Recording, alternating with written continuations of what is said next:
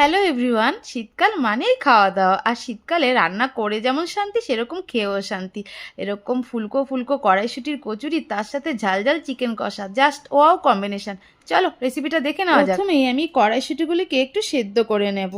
এরপর কড়াইশুঁটি, তার মধ্যে একটা কাঁচা লঙ্কা দিয়ে পেস্ট করে নেব। এরপর কড়াইয়ে সাদা তেলের মধ্যে কালো জিরে ফোড়ন দিয়ে দিলাম। তারপর দিয়ে দিলাম আদা বাটা, ভাজা জিরের গুঁড়ো আর ধনের গুঁড়ো। এবার মশলাটা একটু কষিয়ে এলে আমি বেটে রাখা কড়াইশুঁটিটাকে দিয়ে দেবো। আর এরকম জড়ো জড়ো হয়ে এলেই কড়াইশুঁটি পুর আমার রেডি। এবার এগুলোকে লেচির মধ্যে ভরার পালা। আর এই যে পুর ভরার কাজটা আমার বর আমার তুলনায় অনেক ভালো পারে। আমি আমার বরের থেকে শেখার চেষ্টা করছি। তো এই কাজটা আমার বর ভালো পারে বলে কি অহংকার দেখায় বন্ধুগণ, কি করব। আর যাই হোক, এই কাজটা আমি শেষ পর্যন্ত বরকে দিয়েই করিয়ে নিলাম।